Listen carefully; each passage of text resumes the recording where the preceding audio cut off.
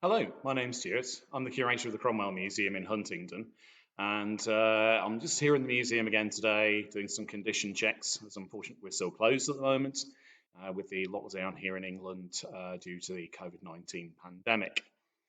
And whilst I'm here doing some condition checks today, I thought I'd talk to you about some of the Cromwell portraits we've got in the museum's collections.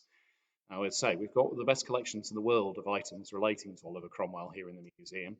Our job, as I say, is to tell his story, warts and all. We're not here as his fan club.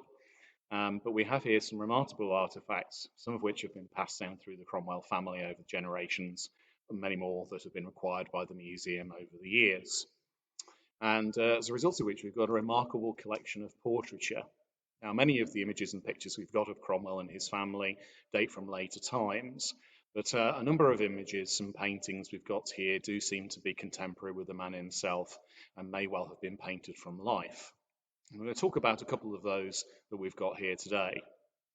Well, behind me is probably one of the most iconic and best known portraits of Cromwell. There are a number of variations on this that a number of galleries have. This is one of Cromwell standing here with this marshal or general's baton, this wooden staff in his arm.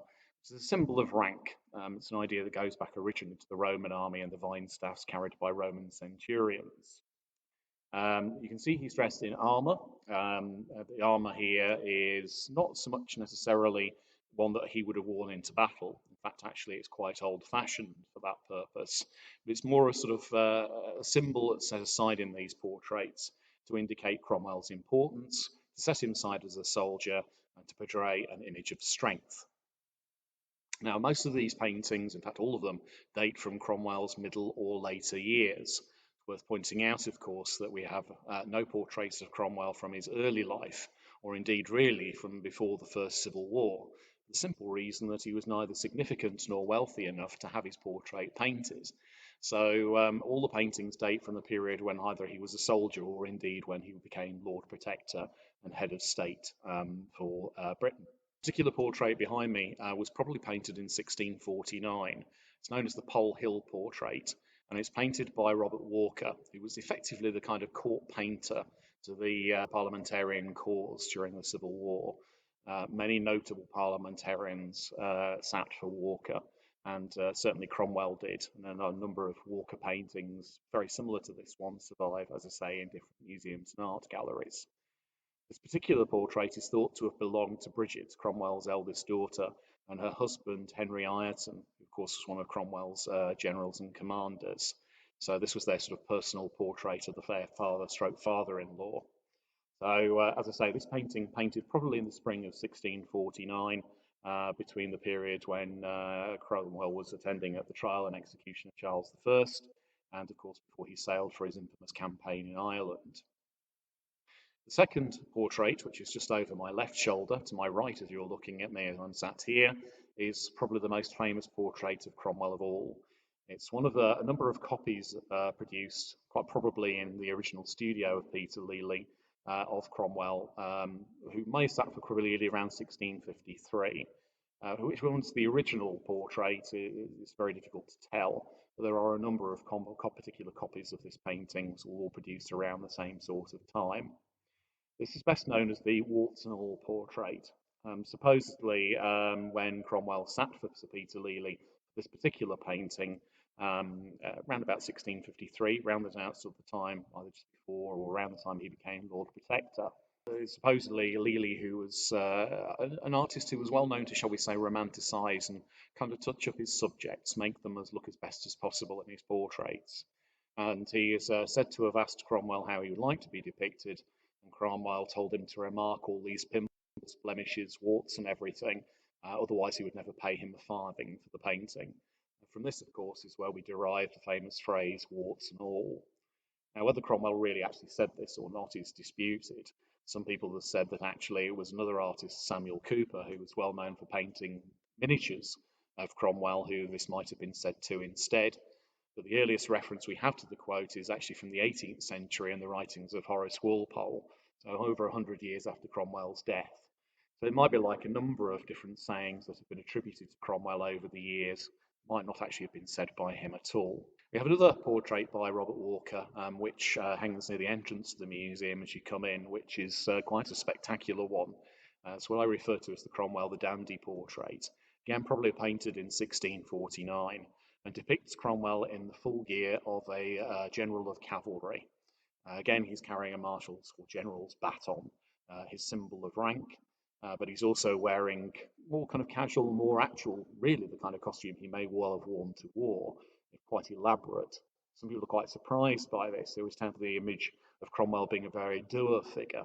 But actually, of course, as we've said before in some of these videos, this is something of a myth. We know, particularly in his later life, he liked fine clothes as he could afford them, and he's well dressed here, as most officers of the period would have been. He's wearing gold-fringed sleeved buff coat. His back and breastplate in this picture isn't terribly realistic. You can't actually see the fastenings on the shoulders or how it's held together.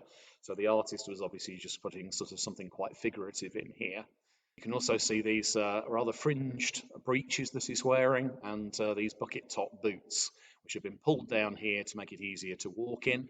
You can see the wonderful lace inside the boots, but of course they could have been pulled up to be crotch length to protect the legs whilst Cromwell was riding.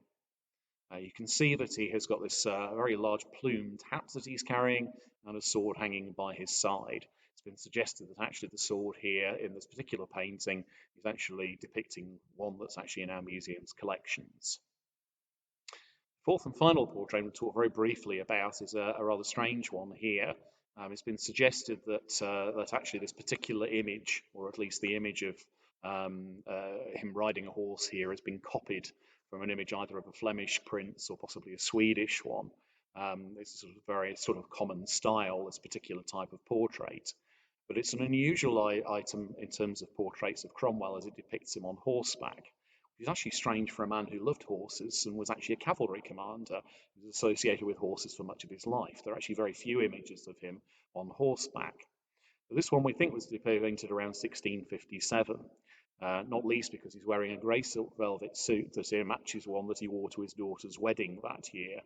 He's in a much more informal pose here, very well dressed, and as you can probably spot, a little bit of middle-aged spread going on. What's also interesting about this particular painting is there is a view of London in the background. Now, if this is an accurate view of London, it would have been painted 9 years before the infamous Great Fire of 1666. So many of the buildings that you can see in the painting here would have disappeared less than a decade later.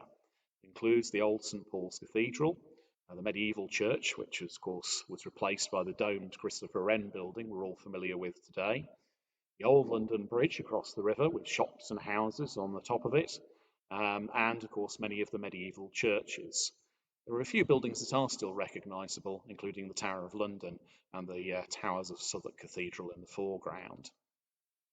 So these are just some of the images of Cromwell that we've got in the museum's collections, but these ones, as I say, appear to be contemporary with the man himself.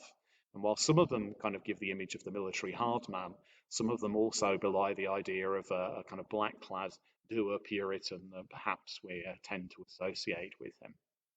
If you'd like to know more about these paintings and more about the museum's collections, you can find more information on our museum website at www.cromwellmuseum.org. Details in the contact card at the end of this particular video.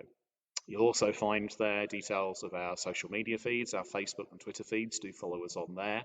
You can also donate to the museum should you wish to do so. You can also buy books, replicas, prints of some of these paintings as well in the museum's collections through our online shop, which again is accessed through our website. I hope you enjoyed that. Hope you found it interesting. Please do remember to like and subscribe to this video, and otherwise in these strange and distracted times, please stay safe, sane and well.